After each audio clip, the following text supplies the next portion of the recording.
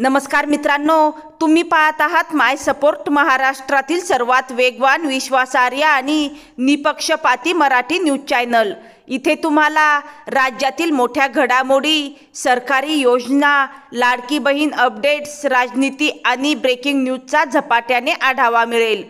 तुमचा आवाज, तुमचा सपोर्ट आणि आमची बातमी चॅनलला लगेच सबस्क्राइब करा आणि बेल आयकॉन दाबा, कारण माय सपोर्टवर बातमी खरी, विश्लेषण स्पष्ट।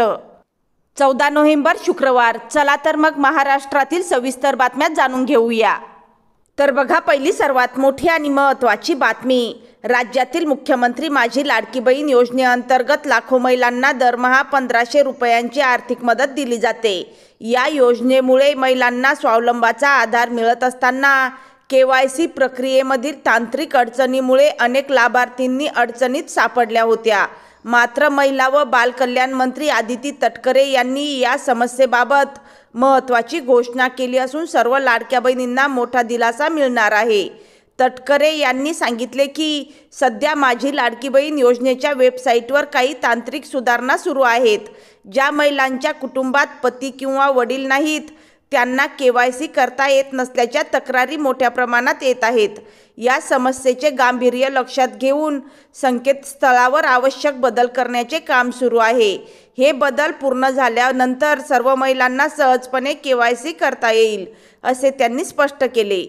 राज्यभरातील महिलांकडून सध्या eKYC प्रक्रियेत येणाऱ्या तांत्रिक अडचणीबाबत मोठ्या प्रमाणात तक्रारी येत होत्या। कधी सर्व्हर डाऊन तर कधी आधार पडताळणीमध्ये त्रुटी दिसत असल्याने महिलांना त्रास होत होता। या पार्श्वभूमीवर तटकरे यांनी खात्याच्या अधिकाऱ्यांना त्वरित सुधारणा करण्याचे आदेश दिले असून वेबसाईट वापरण्यास सुलभ बनविण्याचे निर्देश दिले आहेत। माझी लाडकी बहीण योजनेअंतर्गत KYC पूर्ण करण्याची अंतिम मुदत 18 नोव्हेंबर 2025 अशी आहे। त्यामुळे अनेक महिला KYC साठी धडपड करत असताना संकेतस्थळावरील बदलांमुळे प्रक्रिया काही काळासाठी विलंबित झाली आहे। मात्र सरकारकडून तांत्रिक सुधारणा पूर्ण होताच महिलांना कोणतीही अडचण न येता KYC करता येईल असे आश्वासन देण्यात आले आहे। दरम्यान महिला संघटनांकडून KYC ची मुदत वाढवून देण्याची मागणीही केली जात आहे। संकेतस्थळावरील बदल आणि वाढलेली गर्दी पाहता सरकार या मागणीवर विचार करेल का, याकडे सर्वांचे लक्ष लागले आहे। तथापि आदिती तटकरे यांच्या घोषणेमुळे महिलांमध्ये मोठा दिलासा आणि समाधानाचे वातावरण निर्माण झाले आहे। त्यानंतरची सर्वात मोठी आणि महत्त्वाची बातमी बघा। देशातील कोट्यावधी शेतकऱ्यांना पंतप्रधान किसान सन्मान निधीचा 21वा हप्ता अद्याप मिळालेला नाही। आतापर्यंत या वर्षात फेब्रुवारी आणि ऑगस्टमध्ये हप्ते जारी केले गेले होते। आता शेतकऱ्यांना पुढील हप्त्याची प्रतीक्षा लागली आहे। दिवाळी आधी अथवा बिहार विधानसभा निवडणुकीच्या आधी खात्यात 2000 रुपये जमा होतील अशी शक्यता व्यक्त करण्यात आली होती, पण आतापर्यंत हे पैसे शेतकऱ्यांना मिळालेले नाहीत। फेब्रुवारी 2019 मध्ये ही योजना सुरू करण्यात आली होती। यावर्षी सरकारने 19वा हप्ता फेब्रुवारी 2025 मध्ये आणि 20वा हप्ता 2 ऑगस्ट रोजी वितरित केला होता। आता 21वा हप्ता नोव्हेंबरच्या अखेरपर्यंत जारी केला जाण्याची शक्यता आहे। सध्या या योजनेअंतर्गत सुमारे 10 कोटी शेतकरी लाभार्थी म्हणून नोंदणीकृत आहेत, पण KYC अभावी आणि निकषात न बसलेल्या लाभार्थ्यांना PM किसानचे पैसे पाठवलेले नाहीत।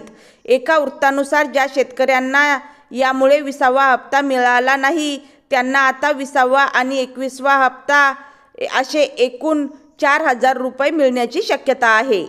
त्यानंतरची सर्वात मोठी आणि महत्त्वाची बातमी बघा। शेतकऱ्यांना आपापल्या शेतात जाण्यासाठीचा रस्ता मिळवण्यासाठी अनेकदा तहसील कार्यालयांचे खेटे मारावे लागतात। यानंतर आदेश निघतो तरीही प्रत्यक्ष अंमलबजावणी वर्षानुवर्ष होत नाही।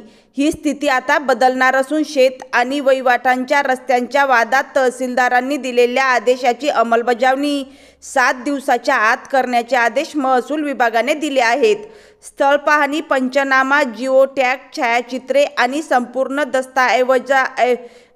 दस्तऐवजीकरण करणे अधिकाऱ्यांसाठी बंधनकारक केले आहे। तहसीलदारांच्या आदेशानुसार प्रत्येक शेतात जाण्यासाठी किमान 12 फूट रुंदीचा रस्ता द्यावा लागेल। त्यानंतरची सर्वात मोठी आणि महत्त्वाची बातमी बघा। दुग्ध व्यवसाय करणाऱ्या पशुपालक शेतकऱ्यांसाठी राज्य सरकारकडून मोठी आनंदाची बातमी आहे। कृषी समृद्धी योजनेअंतर्गत जिल्हास्तरीय नाविन्यपूर्ण योजनेमधून डेअरीवर दूध घालणाऱ्या पात्र पशुचालकांना 50% अनुदानावर मिल्किंग मशीन दिले जाणार आहे। ही योजना 2025-26 या आर्थिक वर्षासाठी राबविण्यात येणार असून अर्ज करण्याची अंतिम तारीख 22 नोव्हेंबर 2025 निश्चित करण्यात आली आहे। कृषी समृद्धी योजनेचा उद्देश कृषी आणि संबंधित व्यवसायांमध्ये भांडवली गुंतवणूक वाढवून शेतकऱ्यांना आधुनिक साधन सामग्री उपलब्ध करून देणे, उत्पादन खर्च कमी करणे, उत्पादकता वाढविणे आणि हवामान बदलाशी सुसंगत शेती व पशुपालनाला प्रोत्साहन देणे हा आहे। त्यानंतरची सर्वात मोठी आणि सर्वांसाठी आनंदाची बातमी बघा। महाराष्ट्र पोलीस भरती 2025 सुरू झाली असून यात एकूण 15,300 पदे उपलब्ध आहेत। यात भरती पोलीस शिपाई, SRPF, वाहन चालक, बॅट्समन आणि कारागृह शिपाई या पदांचा समावेश आहे। अर्ज प्रक्रिया सुरू असून अर्जाची शेवटची तारीख 30 नोव्हेंबर 2025 आहे। त्यानंतरची सर्वात मोठी आणि महत्त्वाची बातमी बघा। केंद्रीय प्रदूषण नियंत्रण मंडळाने शुद्ध हवेची गुणवत्ता असलेल्या शहरांची यादी घोषित केली आहे। या यादीत पहिल्या टॉप 10 मध्ये महाराष्ट्रातील 3 शहरांचा समावेश आहे। या यादीत नाशिक 5व्या स्थानी तर अहिल्यानगरने 2रा व मीरा भाईंदरने 4थे स्थान मिळविले आहे। केंद्रीय प्रदूषण नियंत्रण मंडळाने देशभरातील विविध शहरांमधील हवेची सर्वोत्कृष्ट गुणवत्ता असलेल्या तसेच हवेची गुणवत्ता ढासळलेल्या शहरांची यादी जाहीर केली।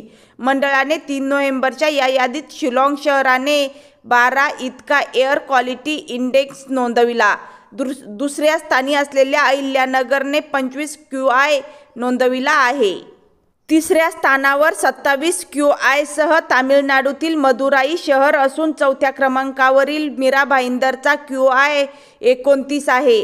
तर नाशिकने या यादीत 30 AQI सह 5वे स्थान पटकावले आहे। थंड हवेचे ठिकाण असलेल्या नाशिकमध्ये हवेची गुणवत्ता व दर्जा राखण्यासाठी महाराष्ट्र प्रदूषण नियंत्रण मंडळ व महापालिका हे संयुक्त प्रयत्न करीत आहेत। त्यानंतरची सर्वात मोठी आणि महत्त्वाची बातमी बघा। महायुती सरकारमुळे MPSCच्या हजारो विद्यार्थ्यांचे भवितव्य अंधारात सापडले आहे। पदोन्नती कोट्यातील जागा रिक्त नसतानाही सरकारने 150 तहसीलदारांना उपजिल्हाधिकारीपदी बढती देण्याचा निर्णय घेतला आहे। यामुळे सरकारी नोकरीकडे आस लावून बसलेल्या MPSCच्या विद्यार्थ्यांना नोकरीच्या संधी गमवाव्या लागणार आहेत। राज्यात उपजिल्हाधिकारी पदाच्या 600 जागा आहेत। नियमानुसार त्यातील निम्म्या म्हणजे 300 जागा MPSCच्या माध्यमातून भरावयाच्या असून उर्वरित निम्म्या 300 जागा तहसीलदार पदावरून पदोन्नती होणाऱ्या अधिकाऱ्यांसाठी राखीव असतात। त्यानंतरची सर्वात मोठी आणि महत्त्वाची बातमी बघा। उपमुख्यमंत्री एकनाथ शिंदे आणि उद्धव ठाकरेंच्या गटादरम्यान शिवसेना हे पक्षाचं नाव आणि पक्षचिन्हावरून सर्वोच्च न्यायालयामध्ये सुरू असलेल्या वादात नवीन तारीख पडली आहे। सर्वोच्च न्यायालयाने 21 जानेवारी रोजी या प्रकरणामध्ये पुढील सुनावणी होईल असं गुरुवारी स्पष्ट केलं। पुन्हा एकदा नवीन तारीख देण्यात आल्याने लवकरात लवकर निर्णय देण्याची मागणी करणाऱ्या ठाकरे शिवसेनेनं नाराजी व्यक्त केली आहे।